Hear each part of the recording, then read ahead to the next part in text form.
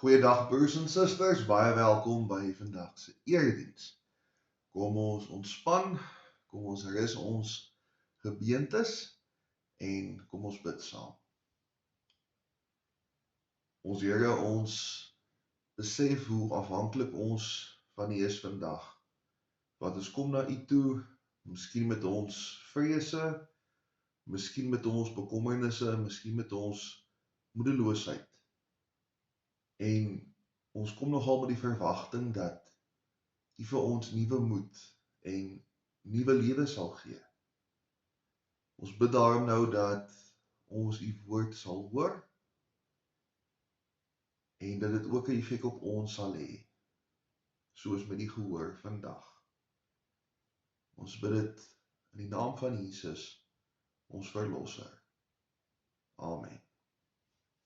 Ons lees vandag wonderlike gedeelte, bekende gedeelte uit Esegiel 37 en ek lees vir ons vers 1 tot 14. Die hand van die Here was op my.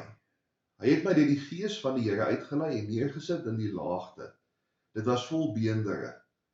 Hy het my keer op keer daar rondom laat loop. En kyk, daar het geweldig baie versprei oor die laagte gelê en hulle was heeltemal verdroog. Hy vra toe vir my: Mensekind, kan nie die beendere leef? Ek het geantwoord: My Heer, Here, net U weet dit. Toe sê hy vir my: Profeteer oor hierdie beendere. Sê vir hulle: Verdroogde beendere, luister na die woord van die Here. So sê my Heer, die Here, vir hierdie beendere: Kyk, ek gaan gees in julle laat kom, en julle sal leef. Ek sal seënings aan julle heg, vleis aan julle sit, vel oor julle trek, asem in julle gee, sodat julle kan leef. Dan sal julle besef dat ek die Here is. Ek het geprofeteer soos ek beveel is. Daar was 'n geluid net toe ek profeteer, 'n geratel. Die beendere het nader aan mekaar beweeg, been na been toe. Ek het gekyk en so waar, aan hulle is daar seënings en vleis kom tevoorskyn. Vel is van bo af oor hulle getrek, maar daar was nog geen asem in hulle nie. Hy sê toe vir my: Profeteer vir die wind, profeteer mensekind en sê vir die wind: So sê my Heer die Here, wind, kom uit die 4 windrigtings, blaas in die doodgemaaktes, sodat hulle kan leef. Ek het geprofeteer soos hy my beveel het. Die wind het in hulle ingegaan en hulle is lewend geword en op hulle voete gaan staan, 'n buitengewone groot leer. Hy sê toe vir my: Mensekind, hierdie beendere, hulle is die hele huis van Israel. Kyk, hulle sê ons beendere is verdroog, ons hoop is verlore, ons is afgesny. Daarom profeteer en sê vir hulle: So sê my Heer, die Here. Kyk, ek maak julle grafte oop, en ek sal julle uit julle grafte laat opkom, my volk. Ek sal julle terugbring na die grond van Israel. Julle sal besef dat ek die Here is, wanneer ek julle grafte oopmaak, en julle uit julle grafte laat opkom, my volk. Ek sal my gees in julle gee, en julle sal leef. Ek sal julle tot rus bring op julle grond. Dan sal julle besef dat ek die Here is. Ek het gepraat, en ek sal dit doen, is die uitspraak van die Here. Ons lees net tot sover. Mag die Here elkeen seën wat hierdie woord hoor, en ook daaraan gehoor gee. Een van my ma se tannies het gesê, dat jy kan verslank die dag wanneer jy doodgaan. Dan kan jy op jou tyd 'n geraamte word. Maar ek het in die week 'n paar morbiede feite oor lyke geleer. Daar's baie faktore wat bydra tot hoe gou ons geraamtes word na die dood. As ek die emmers kop in die veld, dan kan dit in 3 weke gebeur, met hitte, met roofdiere en insekte. As ek begrawe word in 'n kus, kan dit tot 15 jaar vat, as gevolg van koue en beskerming. So hoe dood is morsdood regtig en waar kom geraamtes vandaan? Ons lees Esegiel was deur die Heilige Gees gelei na 'n laagte. Ons weet nie wat hy een nie. Daar het hy 'n visioen gehad. Vir al wat ons weet was die geraamtes deel van die visioen. Die mense van Juda het nie hulle dooies net so laat lê nie, hulle was gewoonlik begrawe. Maar wat Esegiel sien is 'n hele vallei vol geraamtes. Hulle was morsdood. Hulle was al droog. God het Esegiel 'n paar keer om die bene laat loop. Hulle was doder as dood. Die gebeentes sou 'n mooi skets wees van wat in Esegiel en in sy mense se binneste aangaan. Soos baie kere in die Ou Testament is ons vandag by die Babyloniese ballingskap. Juda het die oorlog verloor, so nie net is daar 'n klomp mense doodgemaak nie, die leierskap, die hoëlui en die middelklas is almal ontvoer. Die land is nou leierloos, magteloos en moedeloos. En hulle sê, kyk net wat het geword van ons land. As ek 'n geraamte vir ons bring, en ek vra vir julle of hierdie geraamte weer kan leef, wat sê ons? Ek dink die eenparige antwoord is nee, ten minste nie sonder God se hulp nie. Esegiel sê dan iets wat baie geestelike volwassenheid wys. God vra vir hom, Esegiel, dink jy die bene kan weer lewe? En Esegiel se antwoord is, Here, maar net U weet. Op die oog af klink Esegiel negatief.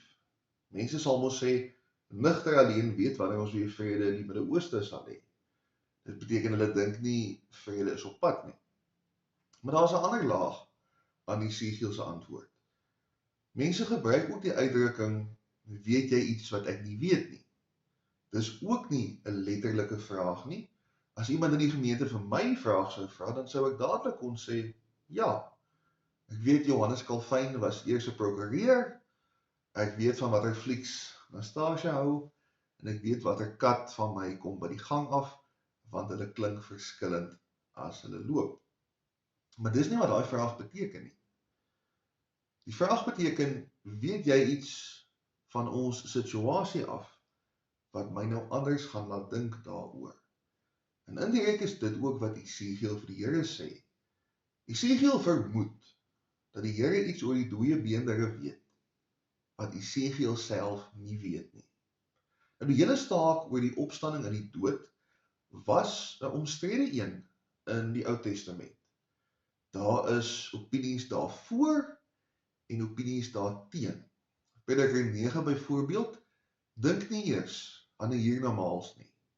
'n Hond wat lewe is beter af as 'n dooie leeu. Dooies kry geen belonings nie en hulle word vergeet. Mettertyd het die verstaan begin posvat van 'n doderyk. As jy doodgaan, dan gaan jou lewenskrag daar na die onderwêreld, en in die onderwêreld is jy afgesny van God. Maar dan is daar ook stemme wat dit bevraagteken. Psalm 139 noem die bekende, gaan lê ek in die doderyk, ook daar is U.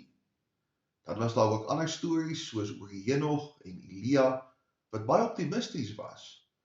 Beide hierdie twee is in die hemele opgeneem, sonder dat hulle dood is. En dan Daniël, een van die jongste boeke van die Ou Testament, is redelik seker van die opstanding. Daniël 12 sê dat baie van die wat slaap in die stof van die aarde wakker gemaak sal word. En soos wat mense nagedink het oor God en nagedink het oor die Bybel, het die gedagte begin ontwikkel van die opstanding. In Johannes 11 dan bely Martha aan Jesus, ja, maar sy glo Lazarus sal opstaan op die laaste dag. Maar Esegiel het nog nie vir Daniël gehad om te lees nie, en verseker nog nie Johannes nie. Hy sien 'n verskynsel wat, as hy dit enigstens moontlik gedink het, hy dit beslis nog nie sou gesien het nie. Sy verbasing was of groot, of eislik. Nie net kan 'n kind van 'n weduwee in uitsonderlike gevalle uit die dood terugkom nie. Nie net kan mense iets anders beleef as die dood nadat hulle gesterf het nie. Hier gebeur lewe na die dood op groot skaal.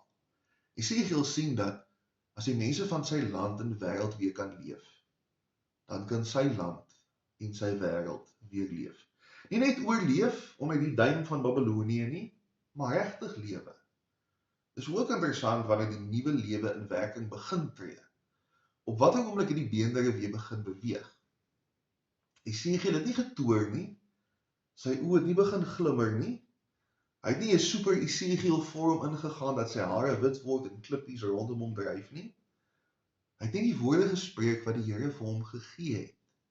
Hy was bloot die instrument in God se hand, doodgewone mens wat hy was.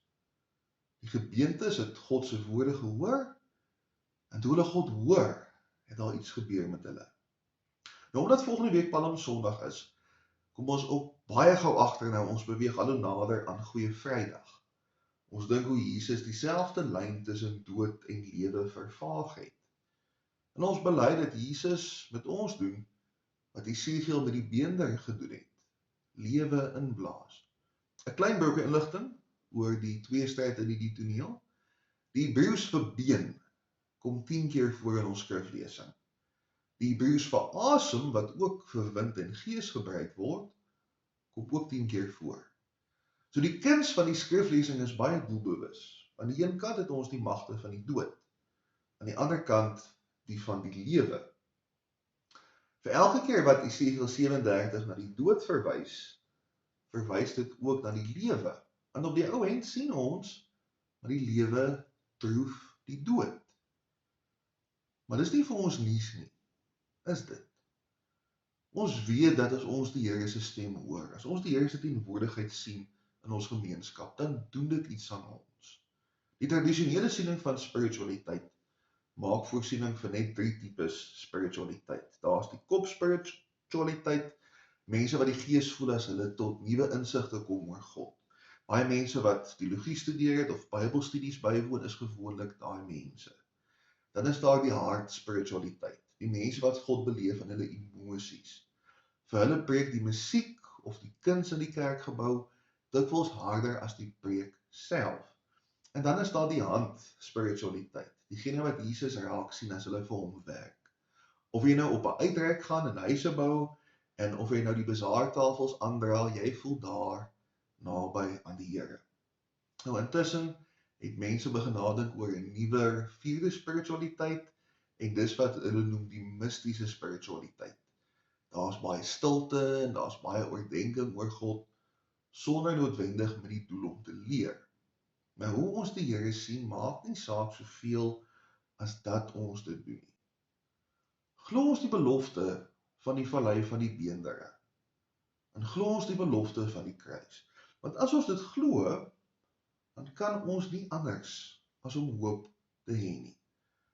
As Jesus magtiger is as die dood, as God groter is as die dood, dan kan ons lewe eerder as net oorleef. Dan kan ons land, ons dorp, ons wêreld weer lewe. Ek weet as ons die TV aansit, lyk dit nie so nie. Maar sê ook vir die Here, Here, net U weet.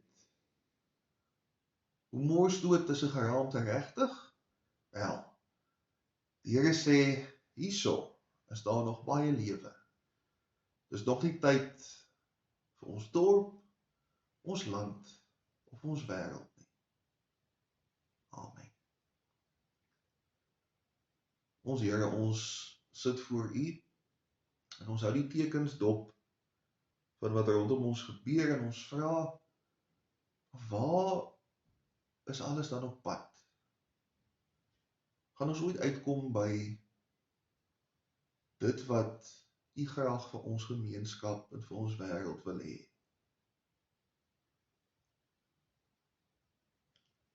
Here, en dan lees ons 'n gedeelte soos Esegiel 37 en ons weet.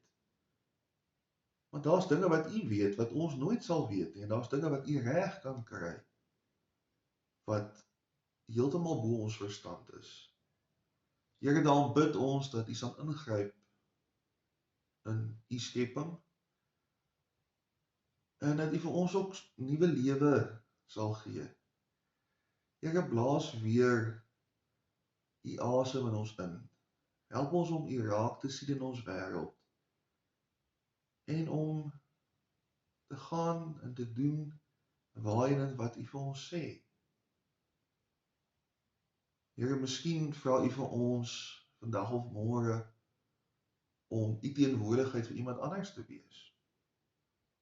Hoe dit ook al sy, ons weet dat U lewe sterker is as die wêreld se dood, en daarom kan ons nie anders nie as om bly te wees oor U en om U te vertrou met ons toekoms nie.